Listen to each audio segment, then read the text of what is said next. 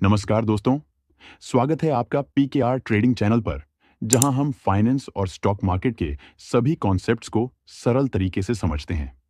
आज के इस वीडियो में हम कुछ बहुत ही महत्वपूर्ण साइंस को डिस्कस करने वाले हैं। अगर ये साइंस आपके अंदर है, तो इसका मतलब है कि आप 90% ट्रेडर्स से अलग कर रहे हैं, यानी कि आप 10% सफल ट्रेडर्स की तरह कर रहे हैं। तो अगर आप इन साइंस को समझकर अपने ट्रेडिंग में अप्लाई करते हैं, तो आप अपनी ट्रेडिंग जर्नी में आगे बढ़ने के लिए एक स्ट्रॉन्ग फाउंडेशन बना रहे हैं। आज हम बात करेंगे उन कैरेक्टरिस्टिक्स के बारे में जो सफल ट्रेडर्स को बाकी सभी ट्रेडर्स से अलग बनाते हैं। इन साइंस को पहचानना और अपने अंदर डेवलप करना आपको मार्केट में प्रॉफिटेबल बनाने में हेल्प करेगा। तो चलिए वीडियो को स्टार्ट करते हैं। आप वीडियो को लाइक कर लीजिए और अगर आप इस चैनल पर नए हैं तो चैनल को भी सब्सक्राइब जरूर कर लीजिए।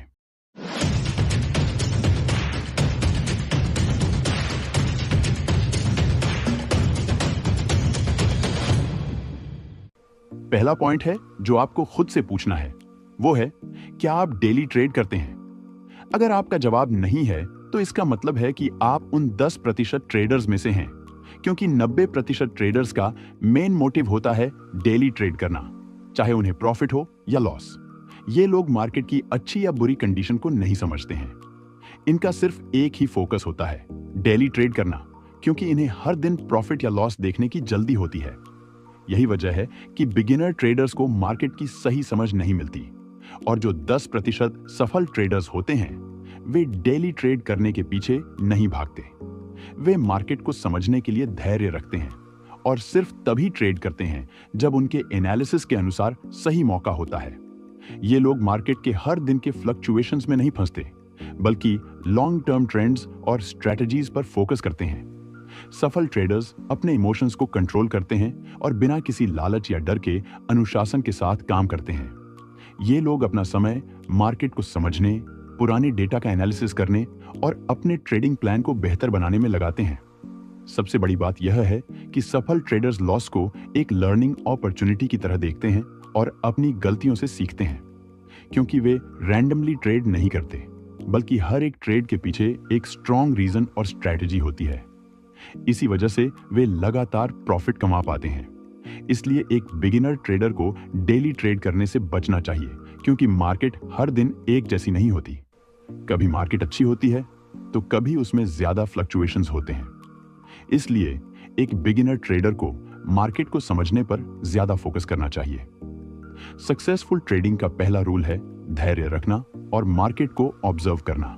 डेली ट्रेड करना एक बिगिनर ट्रेडर को लॉन्ग टर्म सक्सेस से दूर कर देता है, क्योंकि ट्रेडिंग एक स्किल है और स्किल को मास्टर करने के लिए टाइम और डिसिप्लिन की जरूरत होती है। इसलिए अगर आप एक बिगिनर ट्रेडर हैं तो आपको सबसे पहले मार्केट को समझने और अपने ट्रेडिंग प्लान को बेहतर बनाने पर फोकस करना चाहिए, न कि डेली ट्रेडिंग पर। हमारा अगला पॉइंट है जो आपको देखना है, वो है precise entry criteria. Precise entry criteria का मतलब है पहले से बनाए गए बिल्कुल स्पष्ट और सटीक नियम जो आपको ट्रेड लेने के लिए फॉलो करने चाहिए।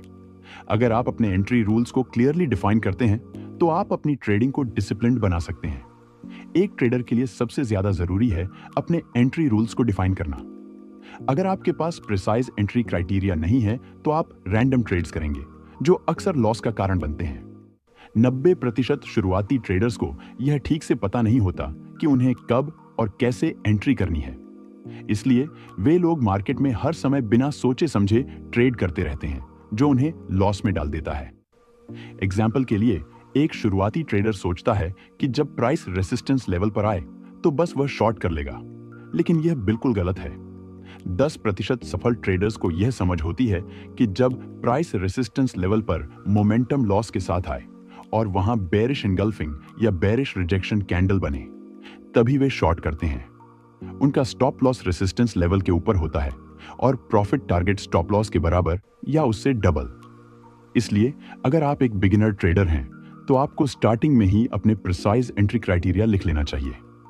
आपको यह डिसाइड करना होगा कि आपको किस कंडीशन में किस कैंडल पर एंट्री करनी है और स्टॉप लॉस कहां रखना है।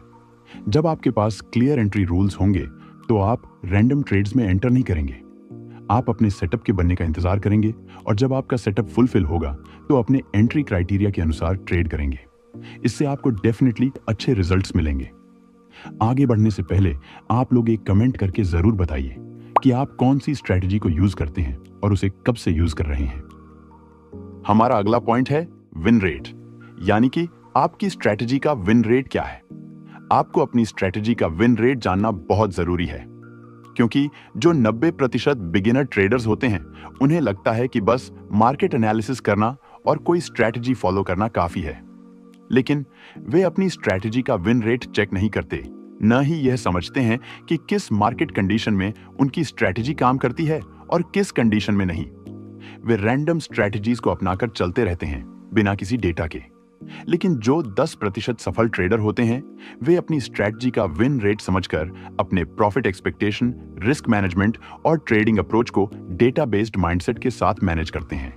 इससे उनकी परफॉर्मेंस में काफी सुधार होता है और वे 90% ट्रेडर्स से बेहतर परफॉर्म करते हैं।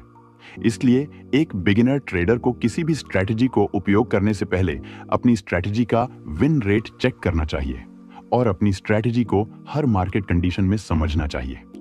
ये जानना बहुत जरूरी है कि कब और कैसे उनकी स्ट्रेटजी काम करती है और कब वह काम नहीं करती। अगर आप अपनी स्ट्रेटजी का विन रेट जानेंगे तो आप रैंडम स्ट्रेटजीज फॉलो नहीं करेंगे, बल्कि अपनी खुद की स्ट्रेटजी को मास्टर करेंगे और उसे सही तरीके से फॉलो करेंगे।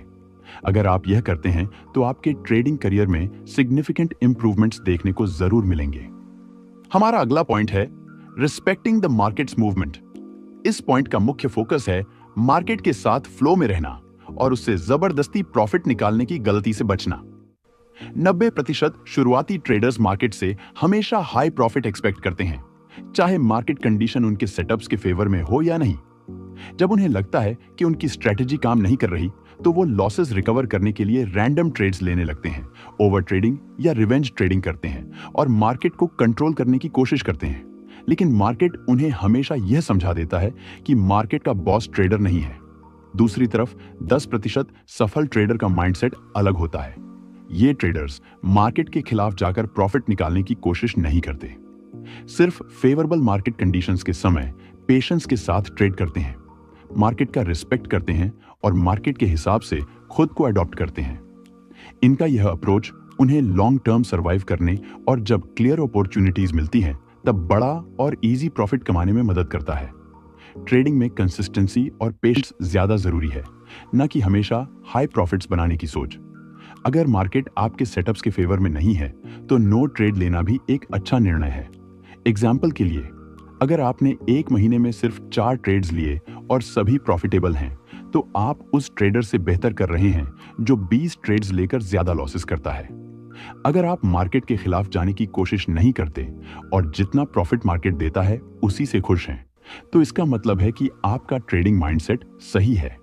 यह पेशेंस और डिसिप्लिन ही आपको मार्केट में लॉन्ग टर्म प्रॉफिटेबल बनाता है।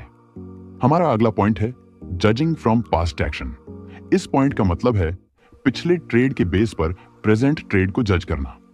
मान लीजिए आपने एक ट्रेड लिया, प्रॉफिट टारगेट हिट हुआ और आप अपने टारगेट के अनुसार प्रॉफिट लेकर ट्रेड से बाहर आ गए, लेकिन उसके बाद प्राइस और ऊपर बढ़ने लगा।